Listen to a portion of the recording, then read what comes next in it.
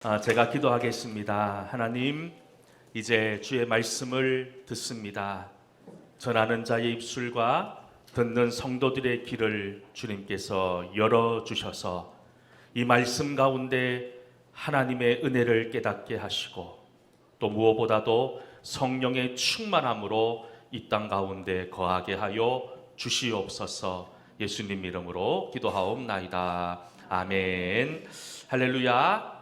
우리 옆에 분들과 한번 인사했으면 좋겠습니다. 좀 부끄럽고 좀 쑥스럽지만 옆에 분을 바라보면서 사랑합니다. 네, 보고 싶었습니다. 한번 인사했으면 좋겠습니다. 예, 오늘 예배를 통해서 다시 한 번 더 하나님 만나는 귀한 믿음의 역사들이 충만히 일어날 수 있기를 주의 이름으로 간절히 소망합니다.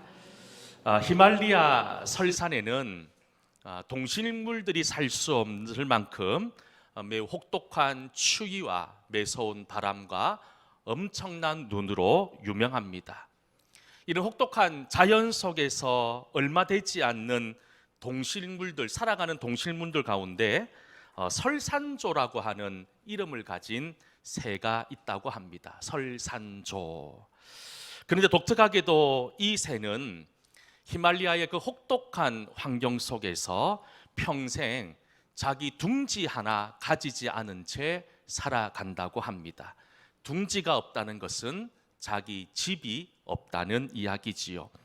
히말라야 설산의 그 밤을 한번 생각해 보십시오. 끔찍한 추위, 아마 몸을 최대한 낮추고 웅크린 채 뼈가 부서질 것 같은 그 매서운 바람, 그 추위의 고통을 참아가며 그 설산조는 이렇게 생각한다고 합니다. 내일 아침이 되면 무조건 둥지를 만들겠다. 그리고 밤을 지새웁니다. 그리고 아침이 됩니다. 기다리고 기다리던 그 추운 밤이 지나고 아침이 찾아옵니다. 기온이 서서히 올라갑니다.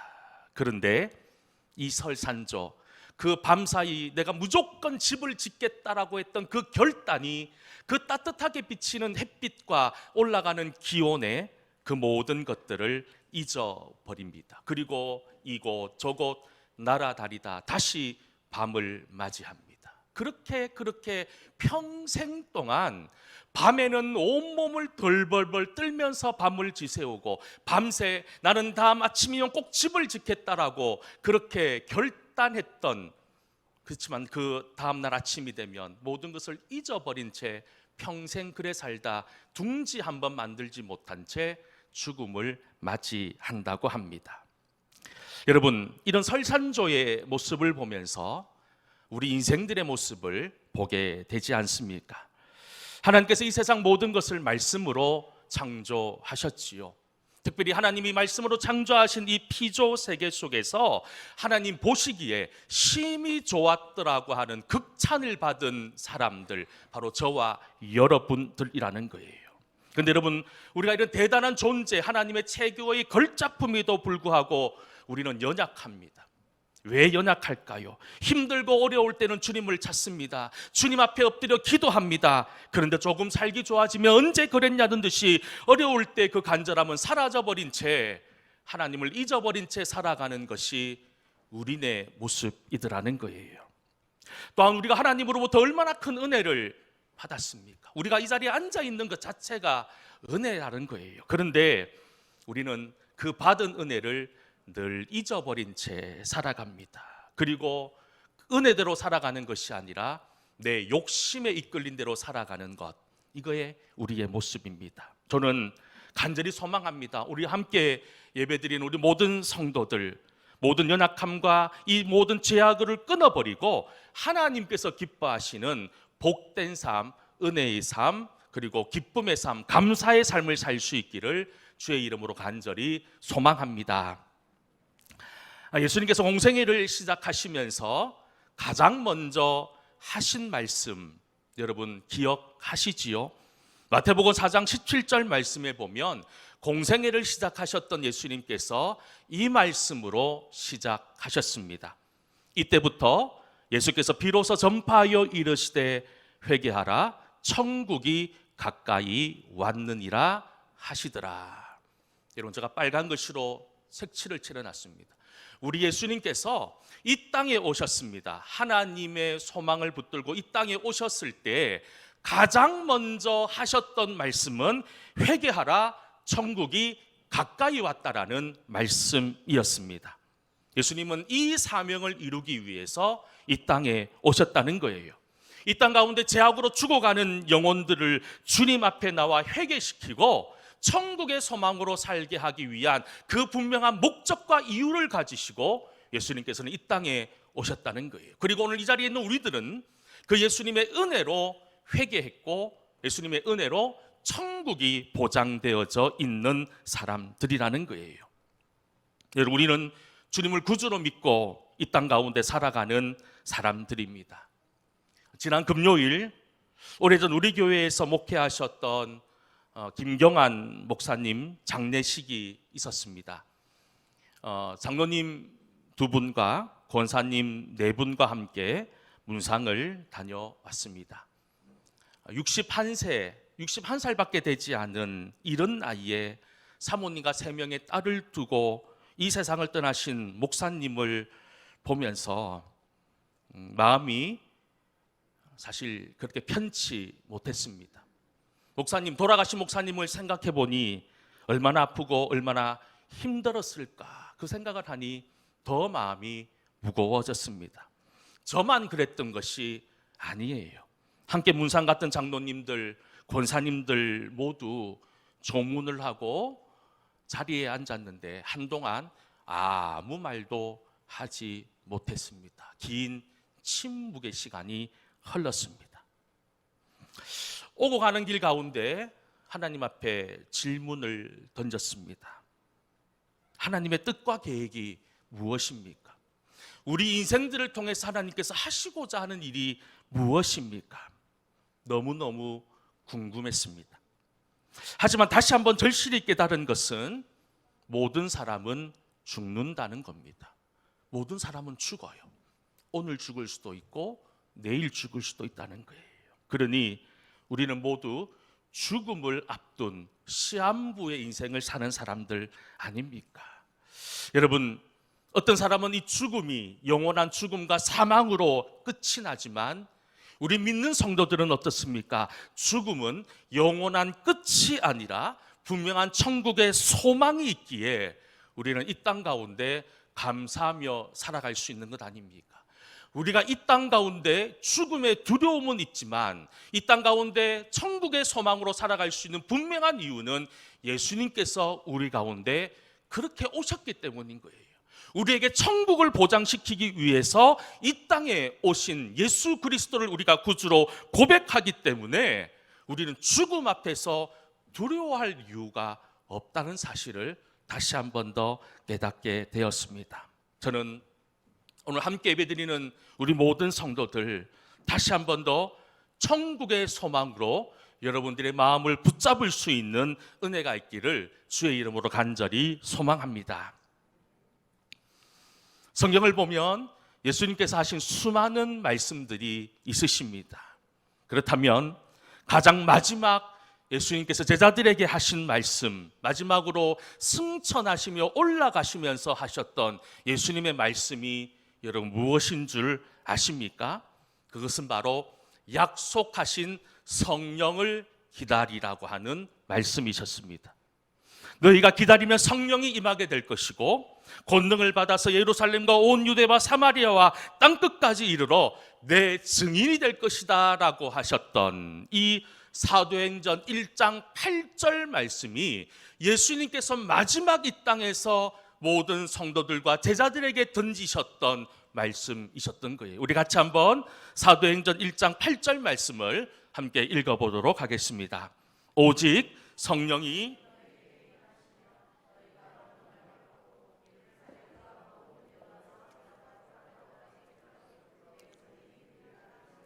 아멘. 여러분, 이 말씀도 기억하십시오.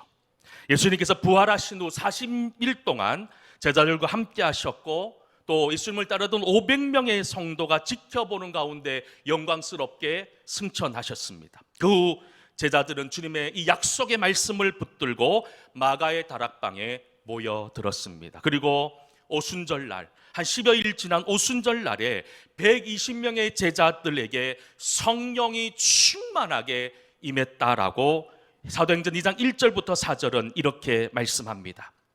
사도행전 2장 1절부터 4절까지 말씀해 보면 오순절날이 이미 이름에 그들이 다 같이 한 곳에 모였더니 호련히 하늘로부터 급하게 강한 바람 같은 소리가 있어 그들이 앉은 온 집에 가득하며 마치 불의 혀처럼 갈라지는 것들이 그들에게 보여 각 사람 위에 하나씩 임하여 있더니 그들이 다 성령의 충만함을 받고 성령이 말하게 하심을 따라 다른 언어들로 말하기를 시작하니라. 할렐루야.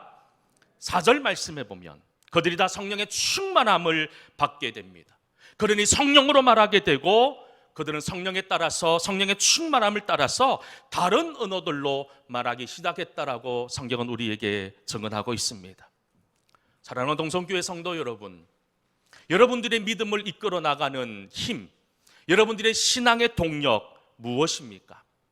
어떤 분들은 교회에 나와서 사람들에게 위로받고 사람들의 격려의 소리에 내 신앙에 큰 힘이 된다라고 고백하는 분이 있습니다. 또 어떤 분은 목사님을 통해 들려주시는 말씀이 신앙에 큰 동력이 된다고 말씀합니다. 기도와 말씀 그리고 헌신과 봉사가 내 신앙에 큰 힘이 된다고 동력이 된다고 말씀하는 분들도 있습니다. 모두 다 맞는 말씀들입니다. 이것이 우리의 분명한 신앙의 동력이고 힘인 거예요. 하지만 가장 중요한 우리 믿음에 우리 신앙에 있어서 가장 강력한 힘, 동력은 이런 것들이 아니라 바로 성령의 충만함이 우리의 신앙과 우리의 믿음을 지탱하는 유일한 힘이라는 사실.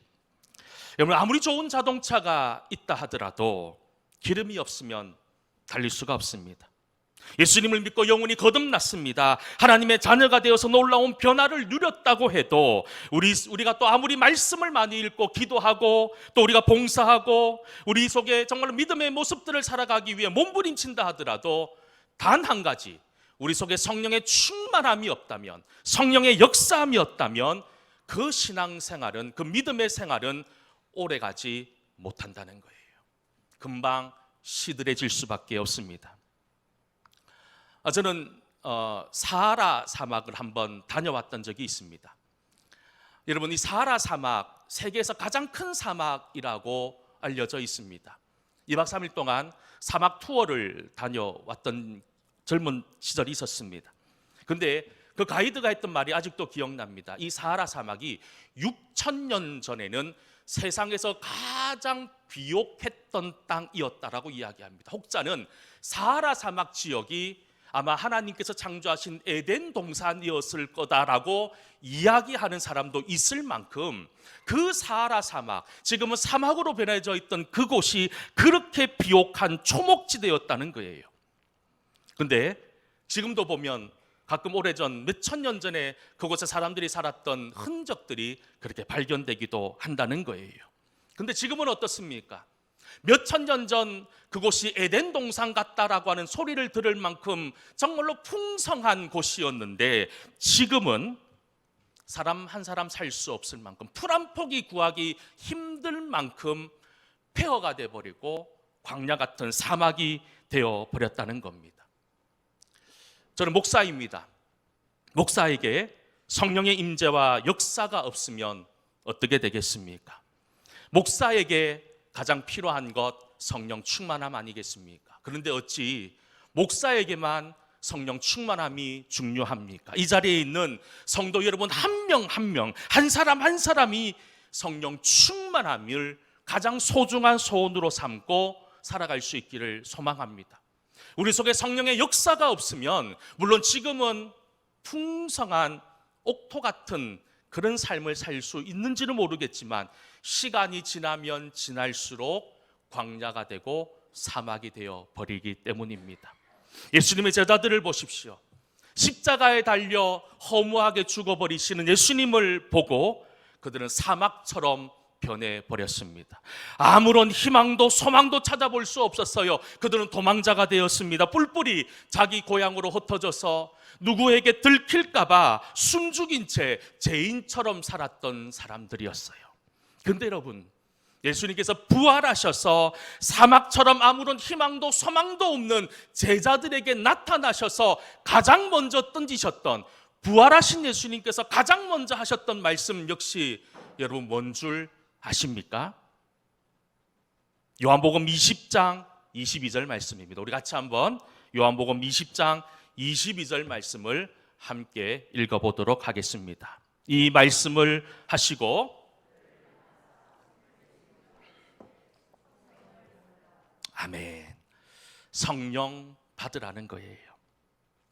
예수님께서 이 땅에 오시면서 공생애를 시작하실 때 가장 먼저 던지셨던 말씀이 회개하라, 천국이 가까웠다라는 말씀이었고, 이제 마지막 승천하실 때, 이제 이 세상에서 하늘나라로 승천하실 때 던지셨던 말씀도 성령 충만함을 입으라는 말씀이었고, 중간에 예수님께서 십자가에 달려 돌아가시고 부활하셔서 제자들에게 가장 먼저 던지셨던 말씀이 성령 충만함을 받으라, 성령을 입어다라는 말씀이었다는 겁니다. 여러분, 예수님께서 마지막 유언으로 이제 부활하셔서 시련과 절망 가운데 살고 있는 제자들에게 가장 먼저 하셨다는 말씀은 그만큼 중요한 말씀 아닐까요? 어떻게 보면 이 말씀 하시기 위해서 부활하신 것이고 승천하신 건지 모르겠습니다. 바로 성령 충만함을 받으라. 바로 우리 속에 성령 충만함이 있어야 된다 말씀하는 것 아닙니까? 우리가 어떻게 하면 하나님이 원하시는 복된 인생을 살아갈 수 있습니까? 믿음의 사람이 될 수 있습니까? 성령의 역사가 있어야 합니다. 우리의 가정이 어떻게 하면 천국이 될 수 있습니까? 여러분들의 가정에 성령 충만함이 있어야지만 여러분들의 가정이 천국이 되는 거예요. 우리 동성교회가 어떻게 하면 하나님이 원하시는 복되고 아름다운 교회가 될 수 있습니까? 화려하고 아름다운 교회를 건축하고 좋은 시설을 갖추었다고 해서 좋은 교회가 되는 것 아닙니다. 성도들 나름대로 자기들이 생각하는 교회의 기준이 있어요. 교회는 이렇게 돼야 된다. 교회는 이런 모습이어야 된다. 수많은 것들을 이야기합니다. 맞습니다. 하지만 여러분, 교회가 정말 내가 생각하는 것이 이루어진다고 해서 좋은 교회, 하나님이 원하시는 교회가 될까요? 여러분, 정말 우리 교회가 좋은 교회가 되기 원한다면, 우리 교회가 정말 하나님의 말씀 가운데 온전히 세워지고 교회다운 교회가 되기 원한다면 우리 속에 단 한 가지, 성령의 충만함이 있어야 된다는 사실. 여러분과 성령 충만함을 놓고 기도할 수 있기를 축복합니다. 초대교회를 보십시오. 제대로 된 건물도 없었어요.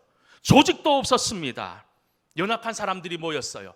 그런데 그들이 성령 충만했기에 살아있는 교회가 되었고 사명 감당하는 교회가 되었던 것 아닙니까? 그리고 더 나아가서 성령 충만하니까 사람들에게 칭송을 받습니다. 그리고 이 세상을 변화시키는 능력을 나타내고 있는 것 아닙니까? 그렇습니다.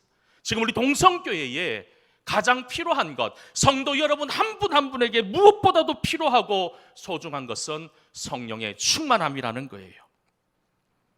기원전 6세기경 유대는 바벨론에 의해 멸망당합니다. 바벨론 군대가 이스라엘 땅을 처참하게 짓밟아 버립니다. 젊은이, 귀족, 학식 있는 사람들을 포로로 잡아갑니다. 그리고 성전과 왕궁의 보물들을 몽땅 가지고 도망가 버립니다. 에스겔 선지자 역시 이 포로 속에 함께 바벨론으로 잡혀갑니다. 예루살렘은 불타버립니다. 폐허가 되어버렸어요. 이스라엘의 군대는 사라져버렸습니다. 그리고 지금 이 유대 땅에는 아무 힘도 없는, 아무런 소망도 없는, 쓸데없는 사람들만 가득한 항무지 같은 곳으로 변해버렸다는 거예요. 그런데 에스겔 선지자는 비참하게 짝이 없는 이런 조국의 현실을 가지고 주님 앞에 기도합니다. 어떻게 하면 이 우리 민족이, 우리나라가 회복될 수 있을까? 그렇게 기도하고 있을 때 하나님이 찾아오십니다. 그리고 환상을 보여주셨는데 그 환상의 내용이 우리가 오늘 함께 읽었던 본문의 말씀입니다.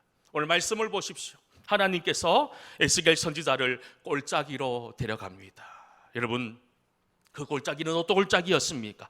죽은 사람들의 뼈들이 가득해 있었습니다. 그 뼈들이 너무 오래되어서 바짝 말라있는, 건들기만 하면 부서질 것 같은 그런 상태의 뼈들이 가득한 골짜기였던 거예요. 하나님께서 마른 뼈를 바라보면서 에스겔 선지자에게 묻습니다. 이 뼈들이 살아날 수 있겠느냐?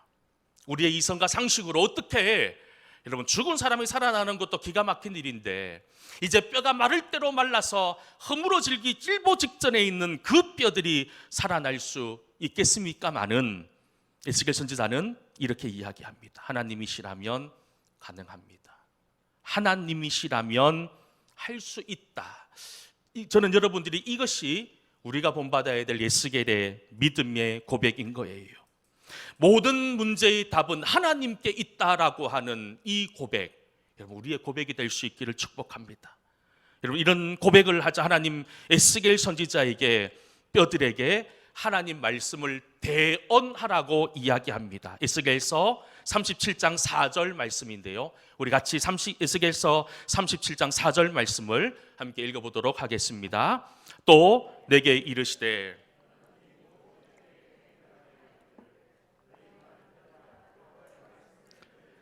아멘. 여러분, 이 4절 말씀 매우 중요한 말씀이에요. 하나님이 직접 하실 수도 있었어요. 하나님이 그 마른 뼈들을 바라보면서 말씀할 수 있었음에도 불구하고 에스겔이라고 하는 대언자를 통해서 이것이 선포되어지기를 원하셨다는 겁니다. 우리 주변에도 보면 지금 에스겔 선지자가 서 있는 골짜기, 마른 뼈처럼 마음이 말라있고 기쁨이 말라있고 감사가 말라있고 영혼이 죽어가는 수없이 많은 사람들이 존재합니다. 하나님께서 여러분들에게 사명을 주셨어요. 어떤 사명을 주셨냐면, 여러분들의 입술을 통해서, 여러분들의 삶을 통해서 그들에게 하나님 말씀을 전하게 하시고, 그들이, 그 죽어가는 영혼들, 죽어있는 영혼들이 새 생명을 얻을 수 있도록 여러분들에게 사명을 주셨다는 거예요. 저는 여러분들의 입술이 사람을 죽이는 입술이 되지 않기를 소망합니다. 사람을 아프게 하고 힘들게 하고 시험 들게 하는 썩어있는 입술이 되지 않기를 소망합니다. 저는 우리 동성교회 성도들의 입술이 생명의 입술이기를 원합니다. 살리는 입술이기를 축복합니다. 여러분, 이것이 우리에게 주어진 사명이고 책임인 것이지요. 이제 에스겔 선지자가 하나님 말씀을 듣고 이제 마른 뼈들에게 너희가 살아나리라 하나님 말씀을 대언합니다. 그러니 어떤 일이 일어납니까? 6절 7절 말씀입니다. 함께 읽습니다. 너희 위에 힘줄을 두고 살을 입히고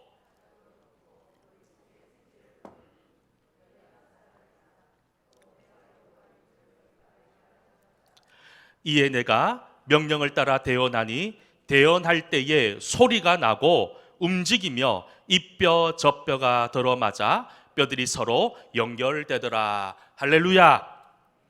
뼈들이 소리가 나며 움직이기 시작합니다. 흩어져 있는 산산조각 나 있는 뼈들이 제자리를 찾아 연결됩니다. 그리고 뼈에 힘줄이 생기고 살이 차오릅니다. 그리고 살 위에 피부가 생겨납니다. 여러분, 이 기적이 믿겨지십니까? 우리의 이성, 우리의 상식, 우리의 경험으로 오는 이 일들이 일어난다는 것은 도저히 있을 수도 없고 일어나도 되지 않는 일이라는 겁니다.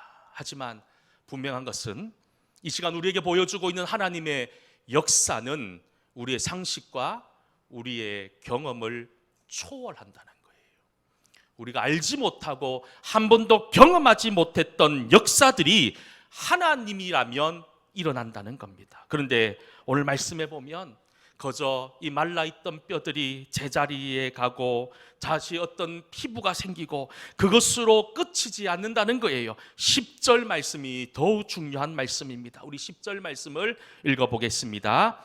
이에 내가 그 명령대로 대언하였더니 생기가 그들에게 들어가매 그들이 곧 살아나서 일어나 서는데 큰 군대가 되더라. 할렐루야. 뭐가 되었다고요? 큰 군대가 되었다는 겁니다. 여러분, 여기서 말하는 생기가 그에게 들어갔다는 거예요. 여러분, 이 생기가 뭔 줄 아십니까? 이 생기가 히브리어로, 헬라어로 바로 성령을 이야기합니다. 성령이 그들에게 들어가니 죽어 있었던 이 마른 뼈들이 단순히 살아나는 수준이 아니라 큰 군대를 이루었다라고 성경은 우리에게 이야기하고 있다는 거예요. 여러분 기억하십니까? 하나님이 태초에 천지를 창조하시고 우리 사람들을 만드셨어요. 그리고 사람들에게 하나님 생기를 부어 넣으셨는데 그 생기라고 하는 단어가 바로 성령이라고 하는 단어이기도 하다는 겁니다. 여러분, 우리가 왜 성령을 갈구해야 됩니까? 왜 성령 충만해야 됩니까? 성령 충만해야지만 살 수 있기 때문인 거예요. 내가 이 세상 내 힘으로 사는 것 같죠? 여러분, 내 힘으로 사는 게 아니에요. 하나님 은혜로 살아가는 것이고 성령으로 살아간다는 사실. 사람들을 보면 모르면서 아는 척하는 사람이 있습니다. 없으면서도 있는 척하는 사람이 있고, 교만하면서도 겸손한 척하는 사람이 있습니다. 음흉하면서도 건전한 척 말하는 사람이 있고, 간사하면서도 밝은 척 말하는 사람이 있습니다. 뻔뻔하면서도 장기반성은 없고, 고집을 세우며 나를 힘들게 하는 사람들이 있습니다. 우리는 그 사람을 향해 손가락질합니다. 근데 여러분, 우리가 손가락질할 이유가 없어요. 우리는 그들을 위해 기도해야 됩니다. 무엇을 놓고 기도해야 됩니까? 그 사람이 성령을 만날 수 있도록, 성령을 경험할 수 있도록, 성령 충만할 수 있도록 우리는 기도해 줘야 될 사람이라는 사실.